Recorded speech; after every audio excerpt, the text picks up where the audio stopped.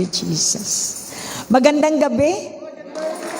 Midweek service, as usual, we go straight. PPW, Prayer, Praise, and Worship. Ito po ay sa kalagitnaan ng ating journey within 1 week. This time, we're going to pray for the month of June. I would like to greet my eagle in Manila, Joy Bacod, a happy birthday. So, all of us here in South Cotabato, VCF, will always remember your birthday. Not only that, your changed life. Now, today is the graduation of your adopted son, Jigo Bautista, and your boyfriend, si RJ. Nag-graduate na silang lahat. In other words, medyo may edad ka na rin. So, likewise, we desire you to be happy on your day. And I believe that God is ever increasing you in the spirit, soul, and body. That's my desire for all of us, that we are made whole again. Yung wala nang kulang ba? Talagang kumpleto. Kapag nag-mature tayo, papunta na tayo sa completeness, no turning back. Dire-diretso na ang biyahe. Alright. Manalangin po tayo magmula sa ating puso. Let's worship God. Gusto ng Diyos, katagpuin natin siya. Dalawa o tatlo, o marami na siya katagpuin niya tayong lahat. Ang tinig mo, aking hanap-hanap sa gitna ng bawat takot at paghihirap, sa kabila ng aking pagkukulang, katapatan mo, O Diyos, tanging laan sa puso at damdamin. Ika'y mananatili, walang hanggan ang alay mong pag-ibig. Natagpuan ang iyong pag-ibig na dakila. Doon sa krus ako'y iyong pinalaya. Jesus, ako'y aawit nang walang hanggang pagpupuri. Ang puso ko'y sa'yo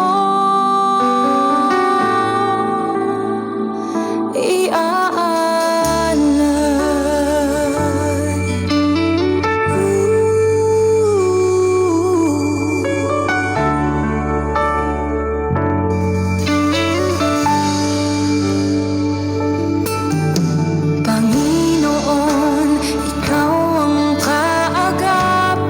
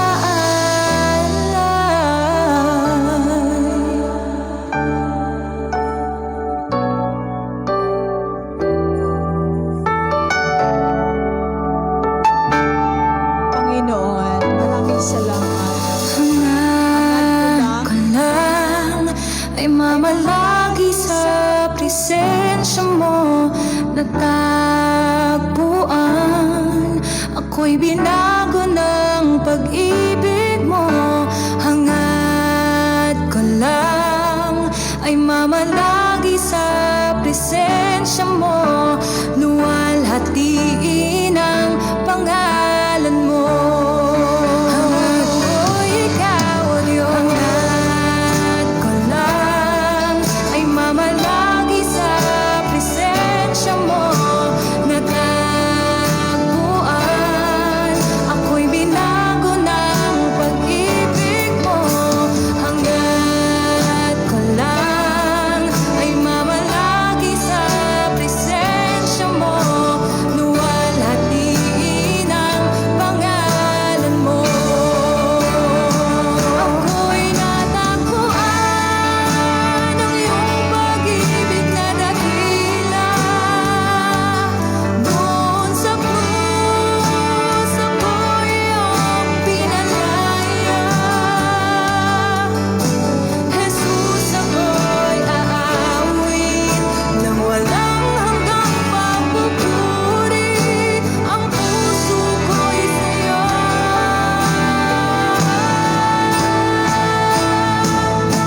Hangad ka lang ay mamalagi sa presensya mo.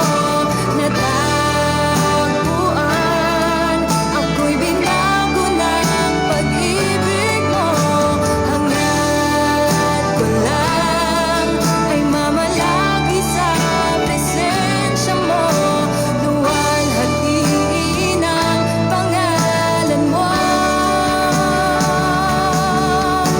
Luwalhatiin ang pangalan mo. O Jesus, luwalhatiin ang pangalan mo.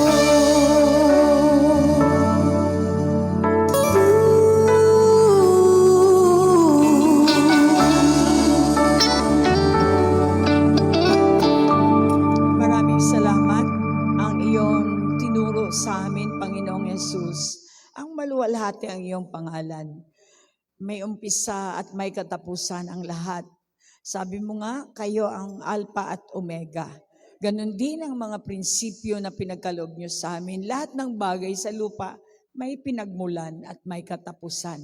Ngayong gabi, maraming salamat na ikaw ay mangusap sa amin para magkaroon po kami ng maraming kaalaman kung paano ka namin makausap ng masinsinan sa tuwing kami nangangailangan. Maraming salamat sa panalangin na lagi mong sinasabi, manalangin kayo upang ako ay sasagot. Kayo ang Diyos na sumasagot kapag kami ay manalangin ayon sa inyong salita. Maraming salamat sa presensya niyo ngayong gabi. Hayaan niyo ang espiritu ng kaunawaan ay talagang mapuno ang aming mga puso, lahat ng mga nakikinig, ang mga may isip at may damdamin ay mapupuno ng inyong kaunawaan, the power of understanding. Lord, nandito kayo ang magtuturo sa amin sa pamagitan ng inyong salita. Sa pangalan ni Jesus, itong aming samot dalangin. Amen.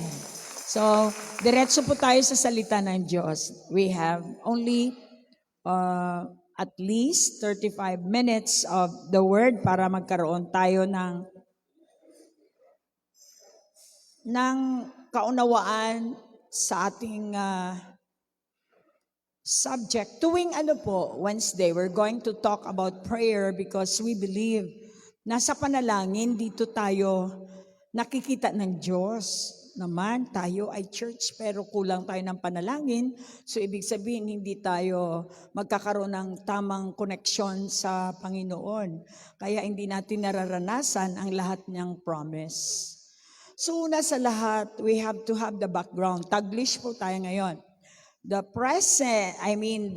practicing or putting prayer into practice.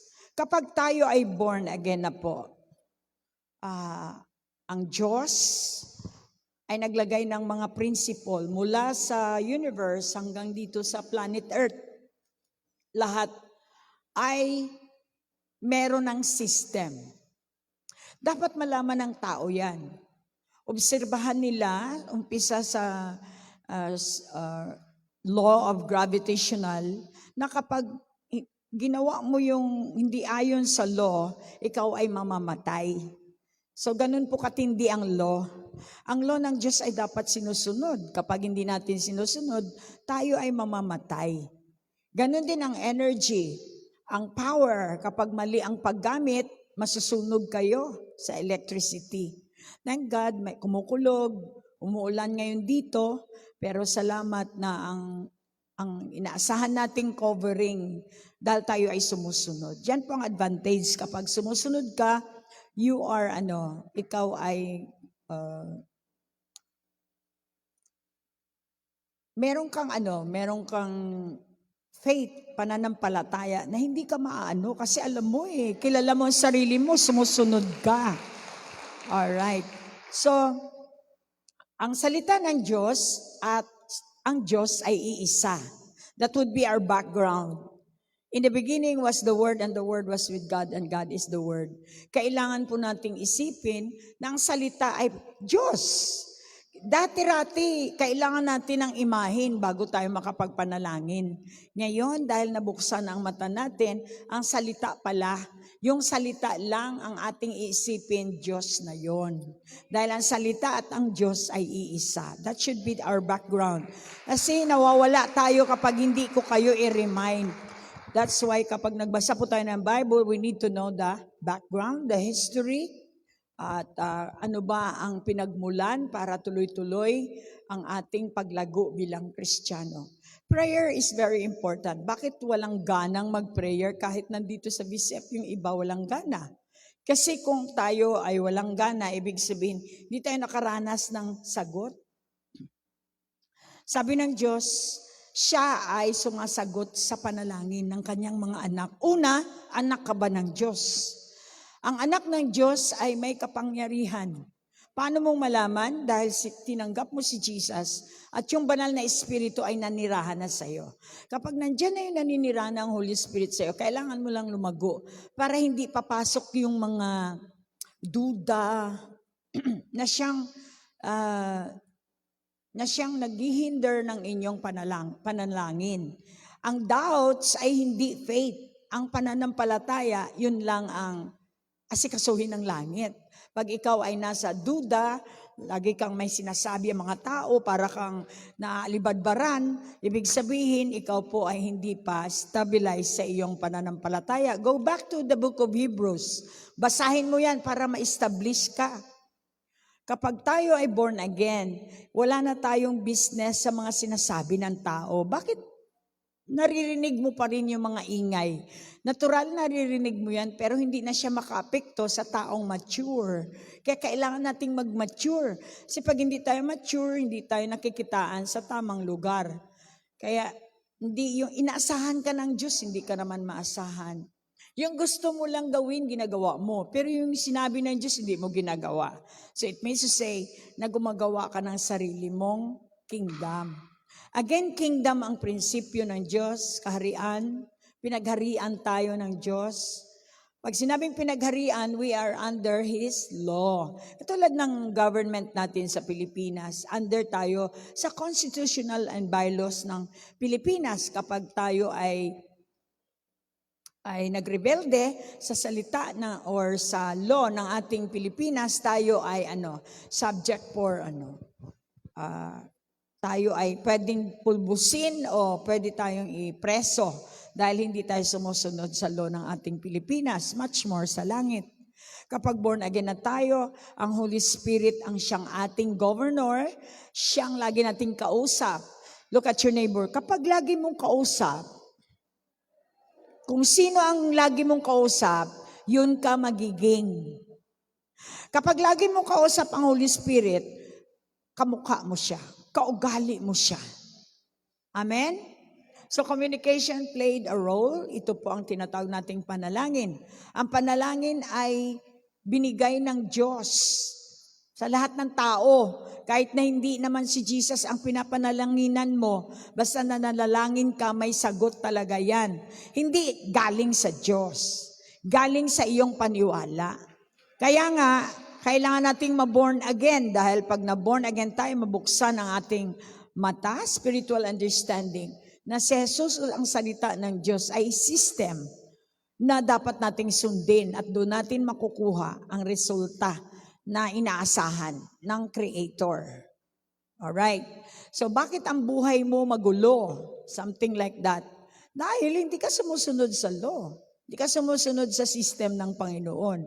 Hindi naman natin agad-agad yan masunod. Kaya nga meron tayong equipping the saints, meron tayong discipling, meron tayong program na ginagawa dito sa church dahil itong church na to ay binibuild up kayo. Mahirap mag-build up nang hindi pa build up. Kaya wag na wag kayong mag-build up ng mga tao na hindi naman nyo kaya.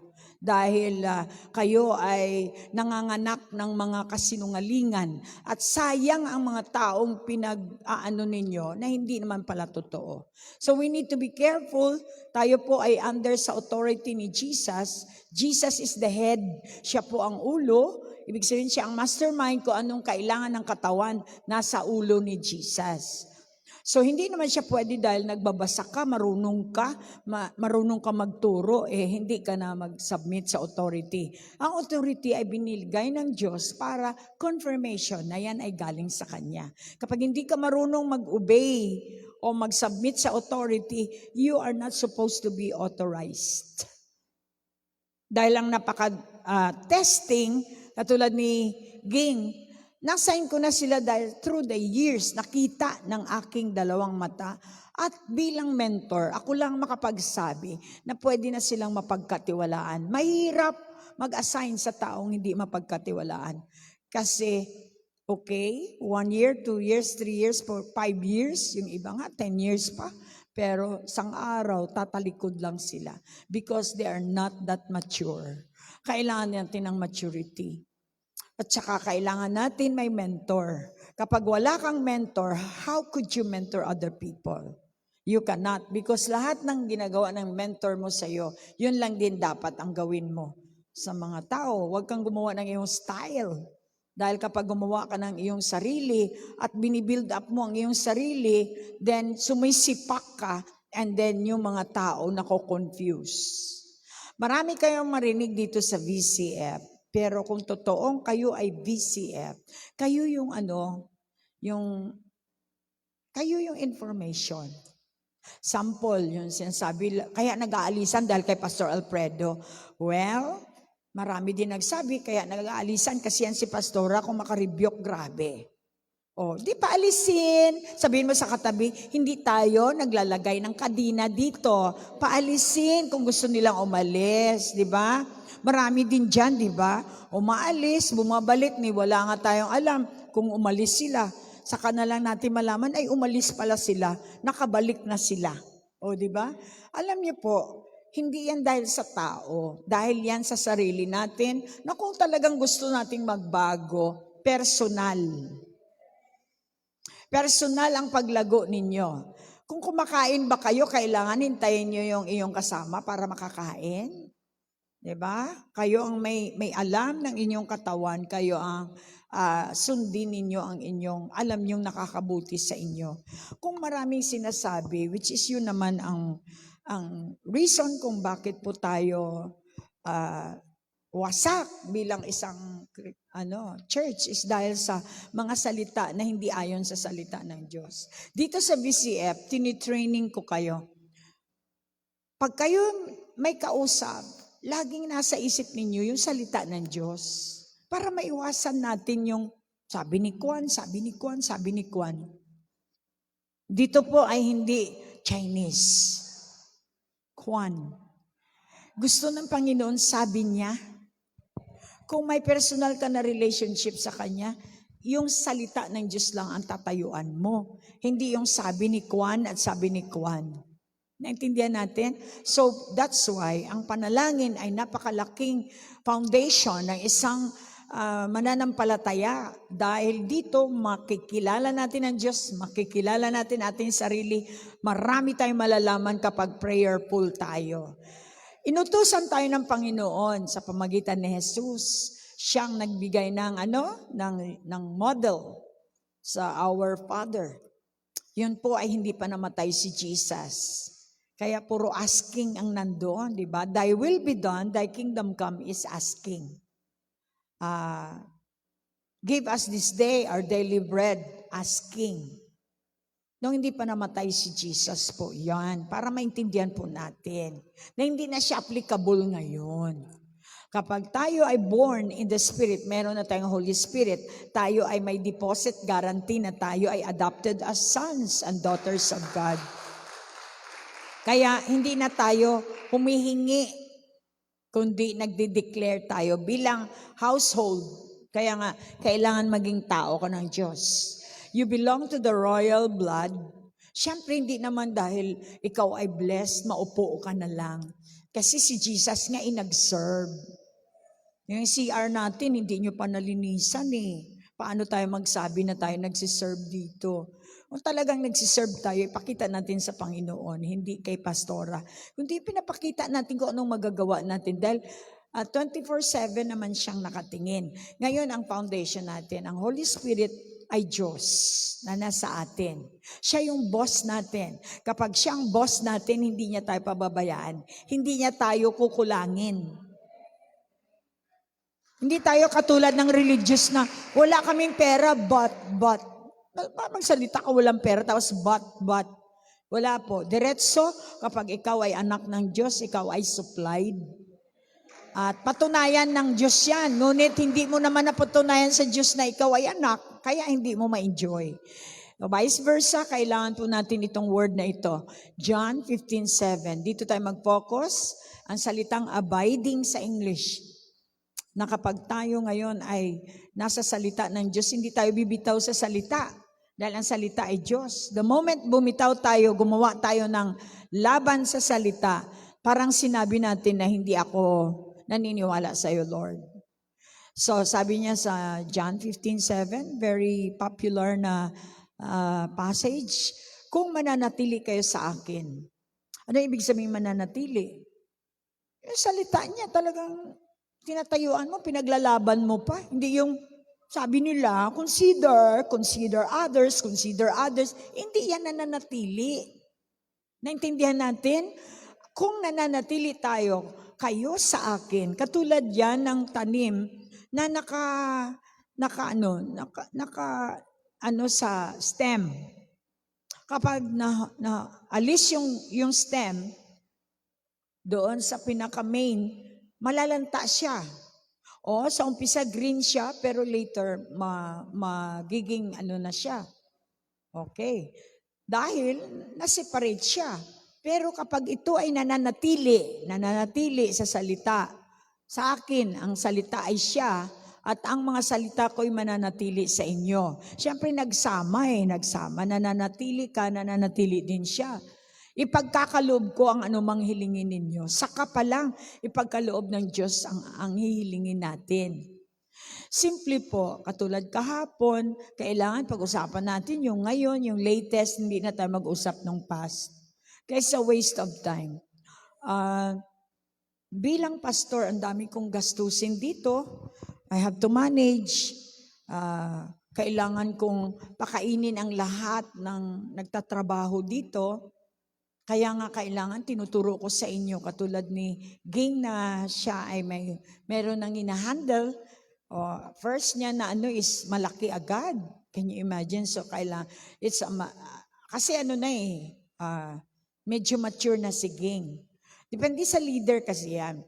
So siyempre, yung kanyang lahat, iba yung tithes niya.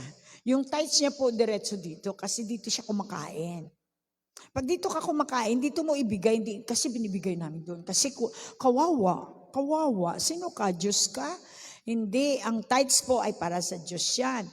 Sabi ng Diyos, ganito, mananatili ka sa salita niya. Sabi niya, bring the whole tithe into my storehouse. Saan ka kumakain? Hindi ka naman kumakain doon sa binibigyan mo. Dito ka kumakain. Kung sa restaurant, kung saan ka kumakain, doon ka magbayad. Tama ba?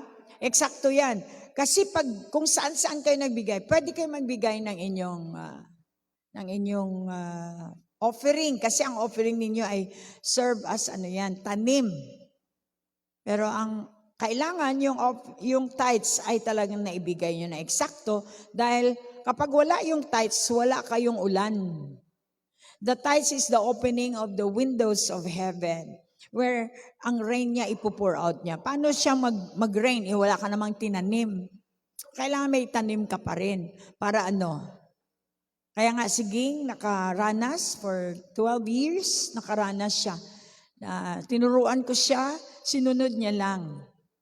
At lahat ng 12 counts na kaso niya, sinagot ng Lord. Siyempre, sundin mo lahat. Gawin mo lahat para ano. Maganda talaga pag yung malaki talaga ang problema mo kasi talagang gumagapang kang magsunod. Pero yung parang wala, nandyan lang lahat.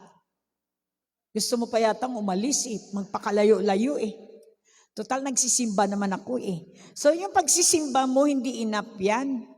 Kung ikaw ay kailangan mo ng matinding pagkain. Kasi pag kayo ay nanghina, ibig sabihin, mamamatay kayo. Katulad din yan ng physical, kapag nanghihina ka, mamamatay ka. So, nanatili ba kayo sa salita ng Diyos? Ang salita ng Diyos, paano ito sa inyo? Para sa akin, ang salita ng Diyos ay Diyos. Kaya dapat akong manatili. Pag wala ang salita, mamamatay ako dahil ito ang bumubuhay sa akin. Kung kayo nga, ganun kahalaga ang trabaho ninyo dahil diyan kayo nakakakuha ng pera, much more ang Diyos na siyang nagbigay ng inyong buhay. So, let's go sa John 1:5 at saka sa 1 Peter 2:6. Kailangan po nating malaman kung anong makukuha natin sa panalangin. So marami tayong different kinds of prayer. We have been talking, kaya nga pinaano ko na sa inyo, dami, pero hindi ko naririnig sa inyo. In all occasions, sabi niya, pray without ceasing daw. Paano tayo makapag-pray ng without ceasing? Imposible yun, may trabaho tayo. Pray without ceasing in a way, saan ka ba nagpipray? Sa Holy Spirit na 24/7 nandiyan na sa puso mo. So kahit nagtatrabaho ka, kahit na iniisip mo pa lang, nagko-communicate ka na, nananalangin ka na rin dyan. Nagsasalita ka minsan, nananalangin ka na. Kahit sa tricycle ka at ikaw ay nagpipray ng personal mo, nananalangin ka. So, kahit natutulog ka, bago ka matulog, lagyan mo ng salita ng Diyos, panalangin pa rin yan. Kung may iniisip ka na salita ng Diyos, panalangin pa rin yan. Do you understand? Kaya pwede ang prayer without ceasing. Ang foundation, focus lang sa mananatili. Ikaw ba ay nananatili sa salita ng Diyos? Then possible sa iyo ang prayer without ceasing. So when you pray without ceasing with full of thanksgiving, so hard for the devil to attack you.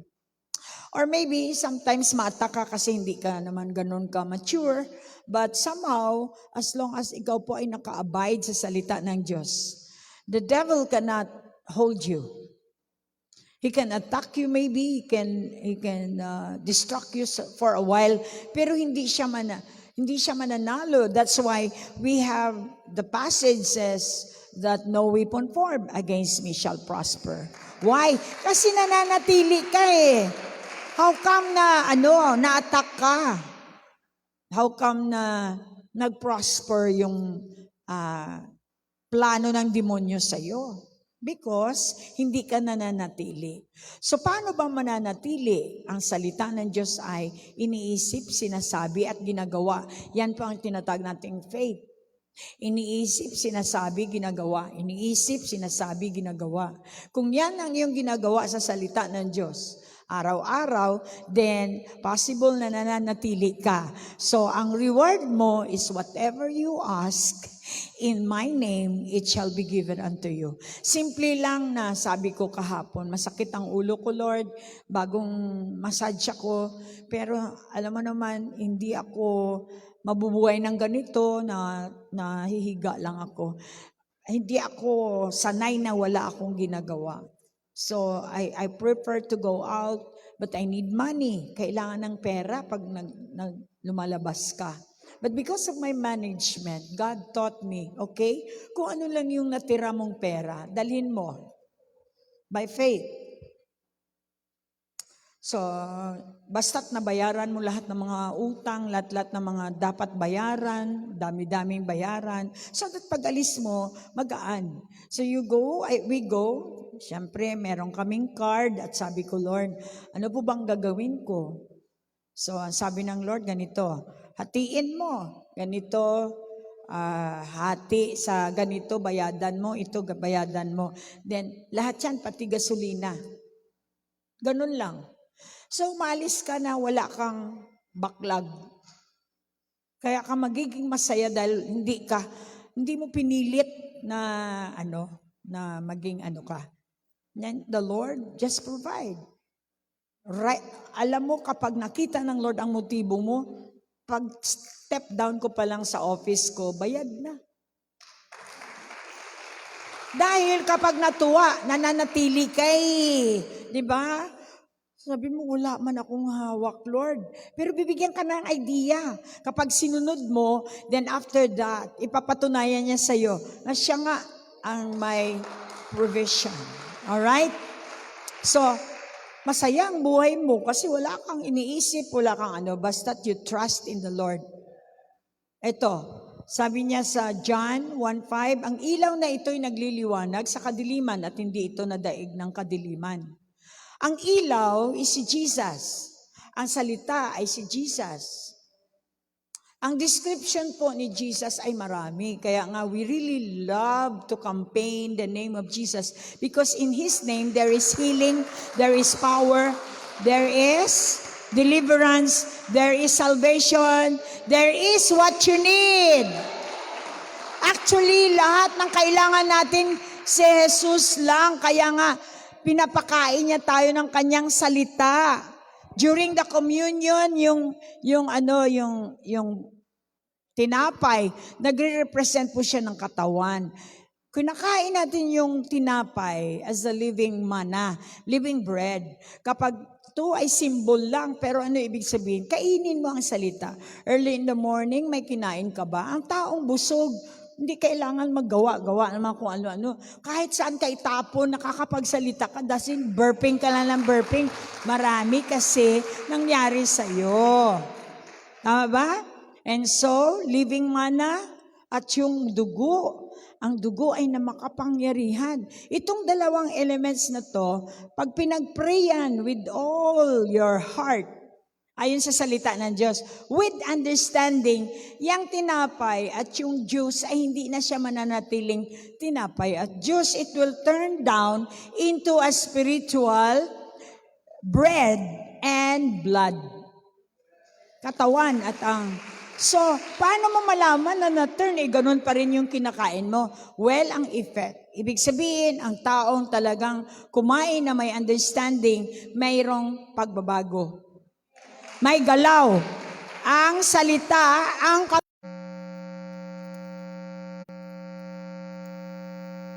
at doon tayo nag-enjoy.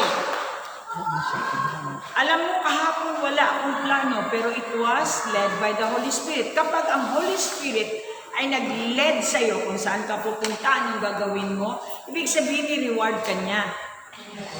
Ibig sabihin na please siya sa'yo. Kapag please ang Panginoon, ipapakitaan ka niya ng mga signs and wonders. Yes. Kaya nga, hindi na natin problema ang pera, hindi na natin problema ang mga kailangan natin dahil yan ay nasa pangako. Kapag ikaw ay under covenant, kaya yung ating communion is a covenant.